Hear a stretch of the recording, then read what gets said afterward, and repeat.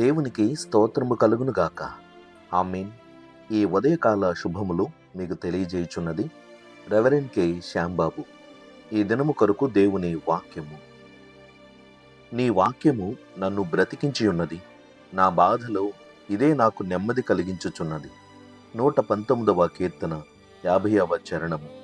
ప్రభునందు ప్రియులారా, మన జీవితములో అనేక రకములైన భారములు, బాధలు, శ్రమలు, సమస్యలు, వ్యాధులు, రుగ్మతలు ఇలాగా ఒకటేమి అనేకములు కలిగి ఉన్నాం. వాటి వలన మన జీవితము మీద నిరాశ, నిస్పృహలతో విసుగెత్తిపోయి బ్రతకాల లేదా అనేటి పరిస్థితుల్లో మనం ఉంటూ ఉంటాం. అయితే ఇంకొన్ని సమస్యలు, మన చుట్టూ ఉన్న పరిస్థితులు, వారి జీవితంలో ఏర్పడినటువంటి ఆ శ్రమల వలన వారు తీసుకున్నటువంటి తప్పుడు నిర్ణయాలు మనను కూడా ప్రభావితపరుస్తూ ఉంటాయి. ఇలాంటి పరిస్థితులలో జీవించాలా లేదా మీమాంసలు కొంతమంది వాటిని ప్రభావితపరచబడి శ్రమల పాలైపోతున్నారు. అయితే దేవుని వాక్యము దేవుని ఎడల భయభక్తులు కలిగి వాక్యానుసారంగా జీవించేటటువంటి బిడ్డలకు మనోధైర్యాన్ని నిలుపుతున్నది. దేవుని వాక్యమును వినున్నప్పుడు ఆ వాక్యము మనలను సముదాయిస్తూ ఉంటుంది, ధైర్యపరుస్తూ ఉంటుంది, మనకు హితోపదేశం చేస్తూ ఉంటుంది. ఆ వాక్యము చేత, దేవుని మాటల చేత మనము ఆదరించబడతాం. మరొక నిర్ణయానికి దేవుని వాక్యము మనలను ప్రోత్సాహపరిచి నడిపిస్తున్నది. భక్తుడైన దావీదు ఈ 119వ కీర్తనలో తన యొక్క అనుభవాన్ని మనతో పంచుకుంటున్నాడు.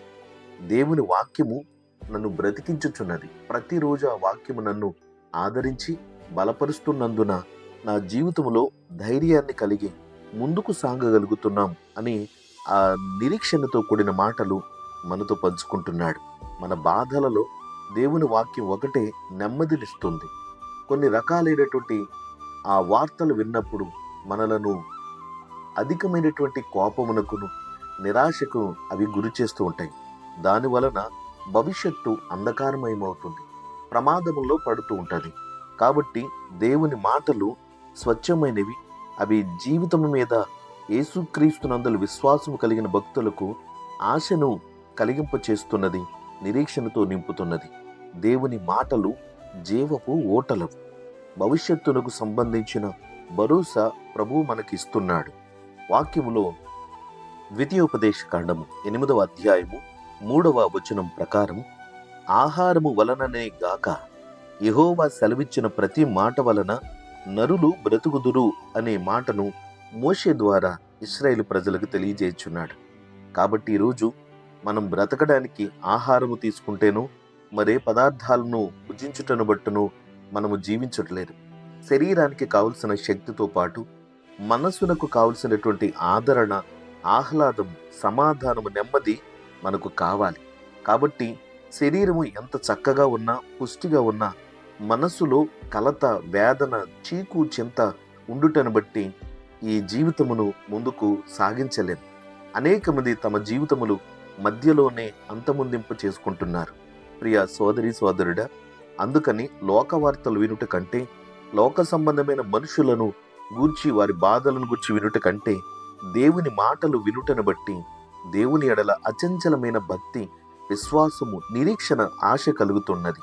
వాక్యములో ఇంకా అనేక మాటలను ప్రభు తెలియపరుస్తున్నాడు. కీర్తనల గ్రంథం 34వ సంకీర్తన 17, 18, 19 వచనములలో భక్తుడు ఈ మాటను తెలియజేస్తున్నాడు.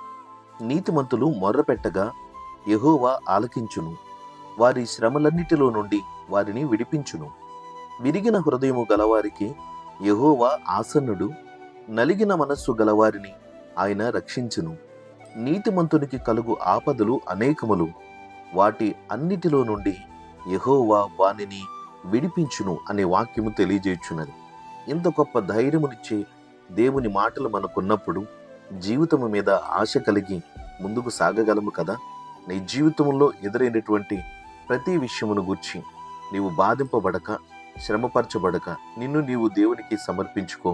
దేవుడు నిశ్చయముగా నిన్ను ఆదరిస్తాడు, నీకు మేలు చేస్తాడు. దైవాశీస్సులు కలుగునుగాక. ఆమేన్. ప్రార్థన. ప్రేమగల తండ్రి, ఘనమైన దేవా, నీకు స్తోత్రాలు. మీరు అనుగ్రహించిన ఆశీర్వాదకరమైన మరొక దినమును బట్టి నీకు స్తోత్రాలు. మా జీవితంలో నీవు కలిగింప చేస్తున్న ఆదరణ, ఆత్మీయత ఎంతో గొప్పది ప్రభువా.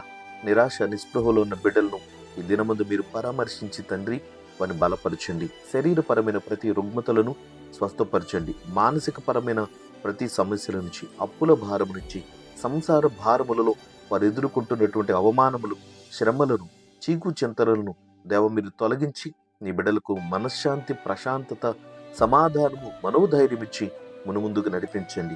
నీ యందు భయభక్తులు కలిగిన వారిని నీ విడిచిపెట్టేవాడువు కావు. నిత్యముగా ప్రతి వారికి మేలు చేసి నీ మహిమను చూపుమని యేసుక్రీస్తు నామమున ప్రార్థన చేయుచున్నాము తండ్రి. ఆమేన్.